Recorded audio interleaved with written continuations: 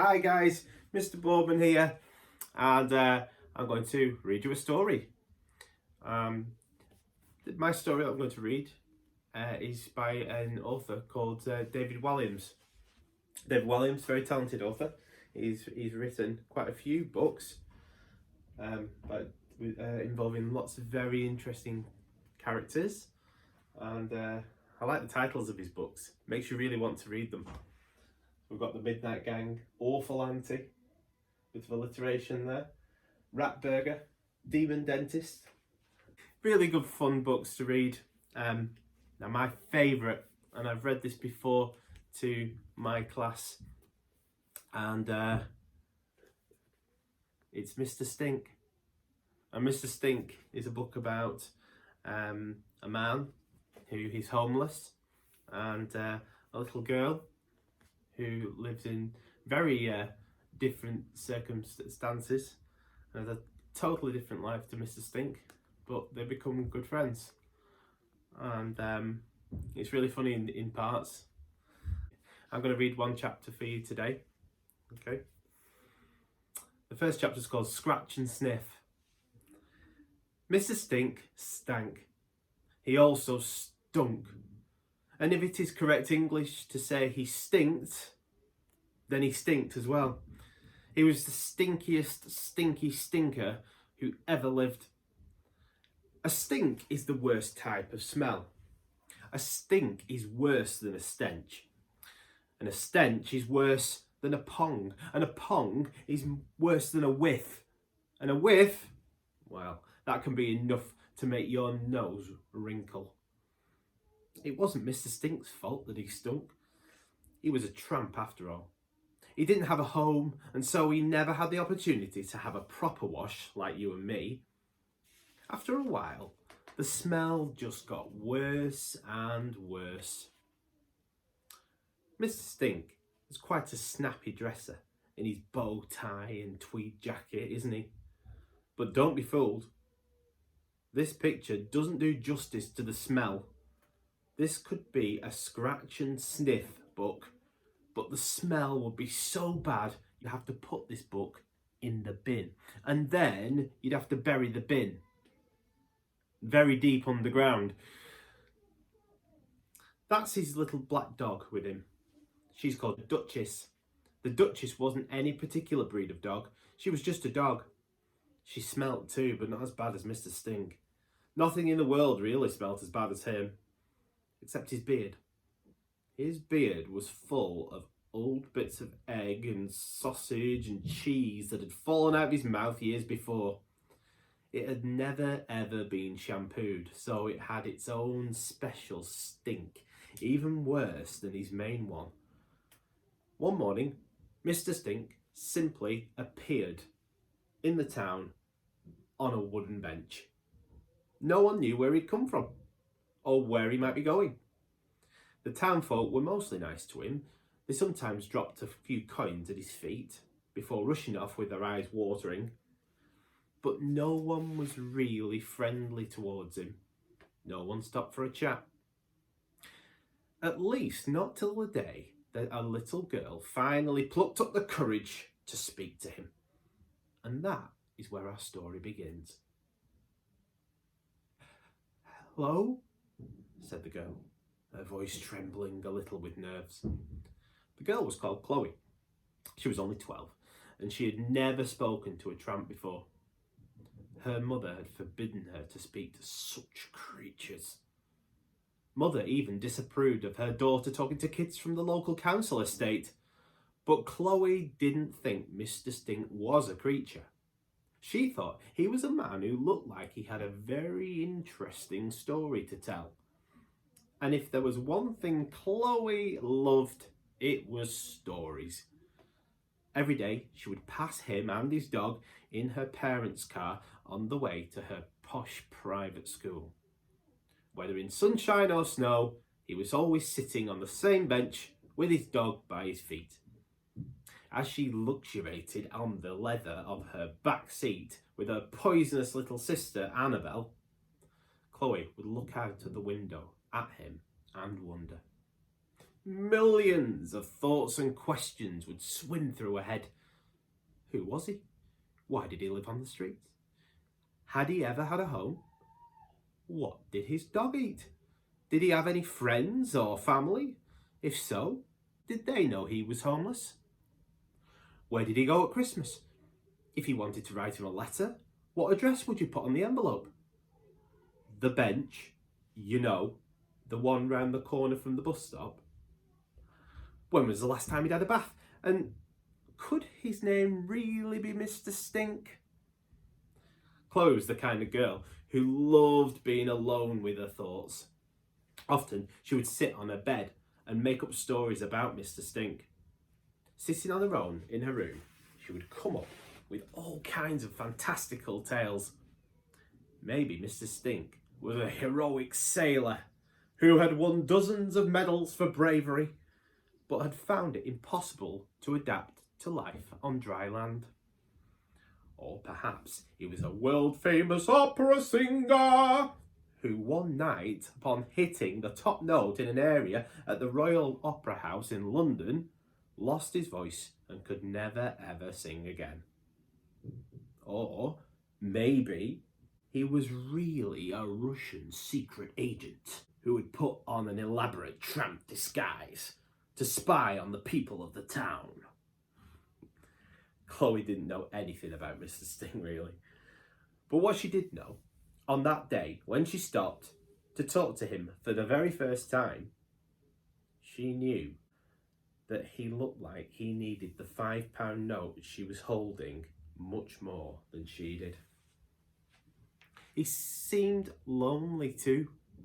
Not just alone, but lonely in his soul. That made Chloe sad. She knew full well what it was like to feel lonely. Chloe didn't like school very much. Mother had insisted on sending her to a posh all-girls secondary school, and she hadn't made any friends there.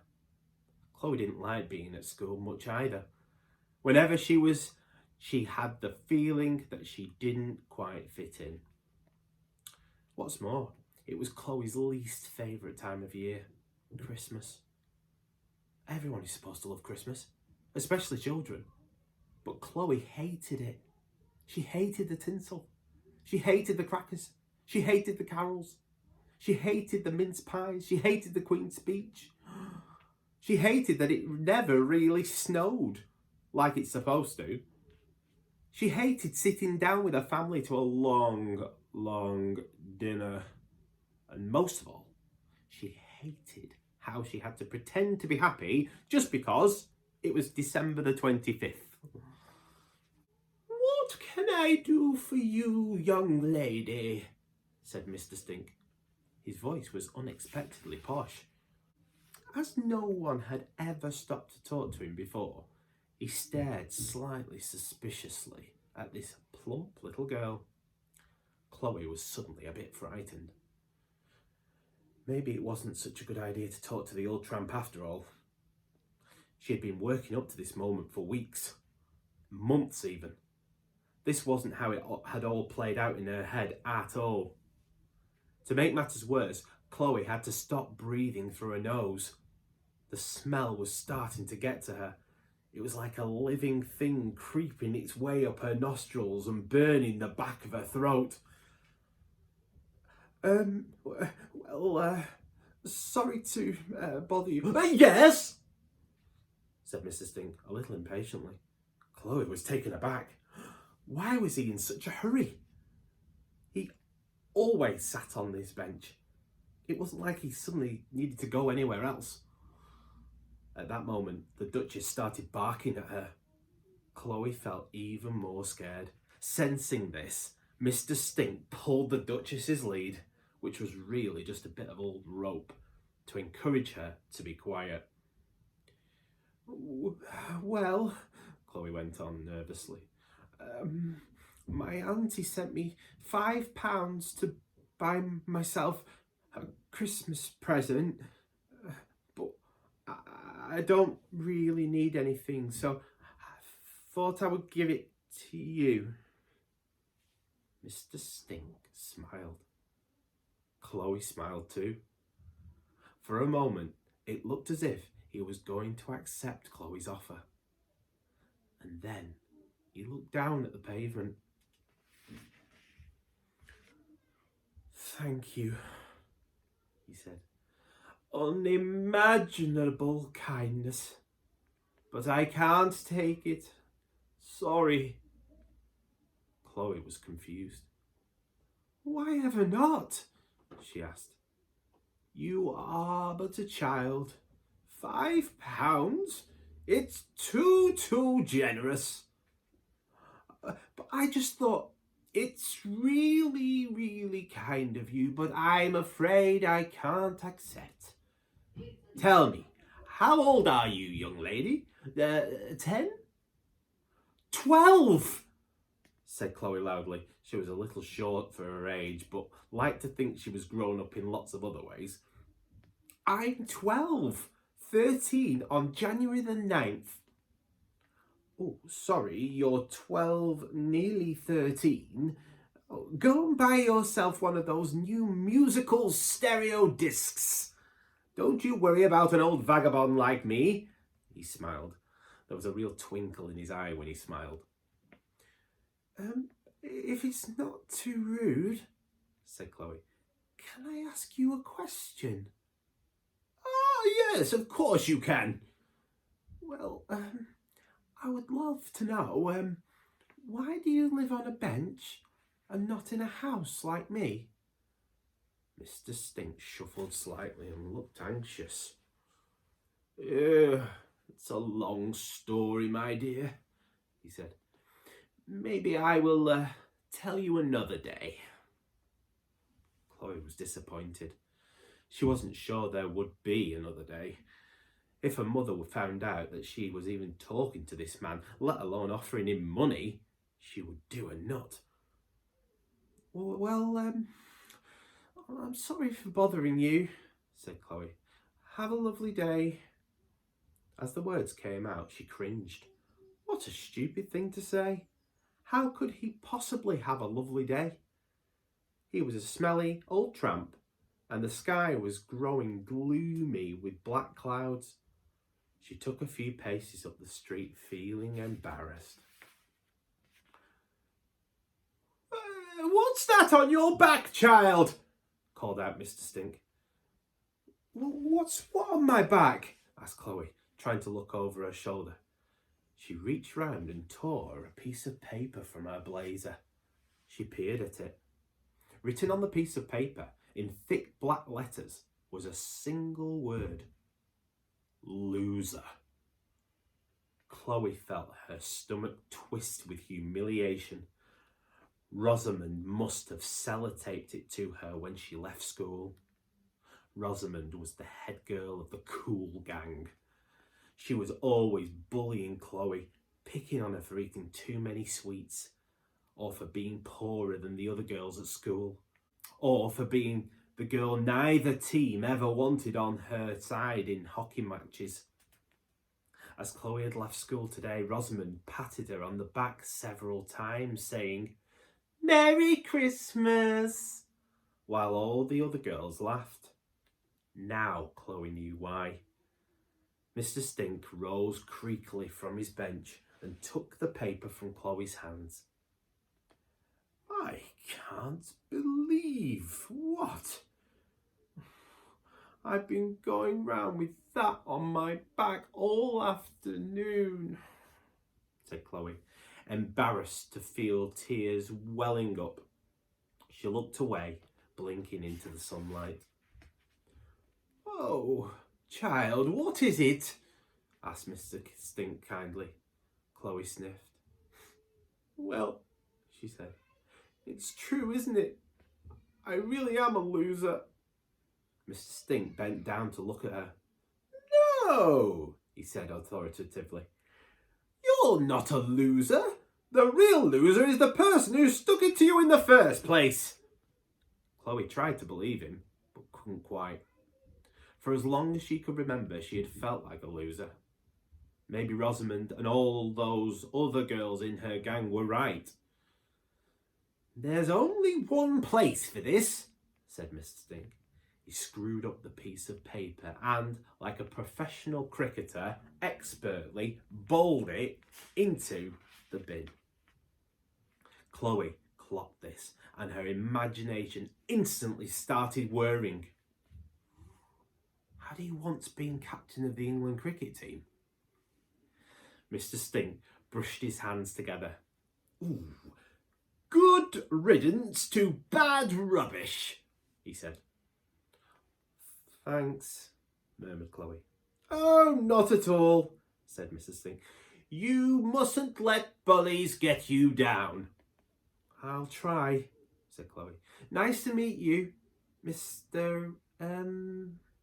She began. Everyone called him Mr. Stink, but she didn't know if he knew that. It felt rude to say it to his face.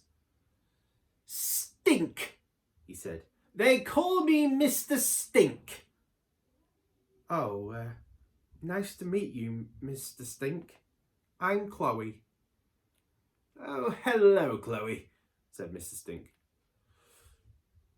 You know, Mr. Stink, said Chloe, I still might go to the shops. Do you need anything? Like a bar of soap or something? Oh, thank you, my dear, he replied. But I have no use for soap. You see, I had a bath only last year. But I would love some sausages. Oh, I do adore a nice meaty sausage. And that's the end of the chapter. And hope you get the chance to read Mr. Stink. And I'll be back again to read some more of David Walliams. Might read a bit more of Mr. Stink as well. Take care, everybody.